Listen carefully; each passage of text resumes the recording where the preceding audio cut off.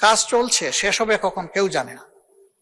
তারা আশায় বুক বেঁধে আছে যে এক সময় শেষ হবে, কিন্তু শেষ হওয়ার আগেই দেখা যাবে আরেক জায়গায় ভেঙে গেছে। তো এই জায়গাগুলা এবার মাননীয় অর্থমন্ত্রী মহোদয় আমাদেরকে আশ্বস্ত করেছেন যে আর্থিক খাতে শৃঙ্খলা ফিরে আনা, এটা সরকারের প্রথম অগ্রাধিকার। আমরা এই জিনিসটা দেখতে চাচ্ছি। আমরা দেখতে চাই এই পার্লামেন্ট থেকে শুরু করে সর্বত্র এটার প্রতিফলন ঘটছে। ব্যাংক, বিমা সেক্টর, কর্পোরেশন, স্টক মার্কেট, সব জায়গায় একটা শৃঙ্খলা ফিরে আসছে, এটা দেখতে চাই। এখন যিনি অর্থমন্ত্রী, তিনি এক সময় চিটাগাং স্টক এক্সচেঞ্জের চেয়ারম্যান ছিলেন। সেই সময় আমারও ছোট্ট একটা হাউস ছিল, একটা মেম্বারশিপ বা ব্রোকারেজ ছিল। ঢাকা স্টক এক্সচেঞ্জ অটোমেশনে যাওয়ার আগে চিটাগাং এক স্টক এক্সচেঞ্জ তার নেতৃত্বে অটোমেটেড হয়েছিল। তিনি একজন ডাইনামিক মানুষ, তিনি চাইলে পারবেন, এই আস্থা আমাদের আছে। কিন্তু সমস্যা এক জায়গায়, এটা সরিষার মধ্যে। ওই সরিষাগুলাকে পুড়িয়ে ফেলতে, ওই সরিষাগুলা ক্রাশ করে তেল বের করে সমাজে বিক্রি করে বন্টন করে দিতে হবে। এই সরিষার নাম হচ্ছে দুর্নীতি। দুর্নীতির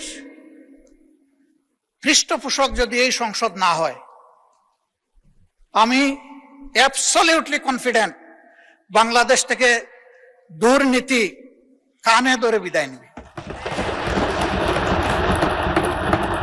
কিন্তু আমাদের যদি আশ্রয় প্রশ্রয় থাকে, লাইকিং ডিসলাইকিং এইগুলা যদি ক্রিয়াশীল থাকে, দুর্নীতি বাংলাদেশ থেকে বিদায় নেওয়ার কোনো কারণ নেই।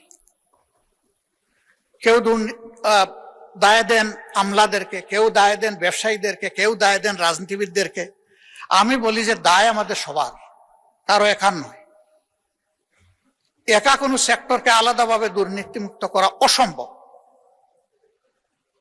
এর একটা সমন্বিত উদ্যোগ লাগবে, একটা জায়গা লাগবে। মাননীয় প্রধানমন্ত্রী বলেছেন দুর্নীতি থেকে টুটি চেপে ধরবেন। আমরা আপাতত চাচ্ছি দুর্নীতির হাত চেপে ধরেন এবং হাতের মধ্যে কড়া লাগাই দেন, হ্যান্ডকাপ পরাই দেন, দিয়ে বলেন যে আর বাড়াবাড়ি করলে পায়েও তোমাকে ক্রস বেড়ি লাগাই দেব। এরপরে যদি আর বাড়াবাড়ি করো তাইলে ঠিকই মুখে তালা দিয়ে দেব। তখন টুটি চেপে ধরা হবে ইনশাল্লাহ। এই ক্ষেত্রে যদি এই দুর্নীতির সাথে আমি কিংবা এখানকার কেউ জড়িত থাকে, কাউকেই ছাড় দেওয়া উচিত নয়। আমি পার্টিকুলারলি কাউকে এটার দ্বারা মিন করছি না, আমি এটার কালেকটিভ রেসপন্সিবিলিটি আছে বলে আমি মনে করি।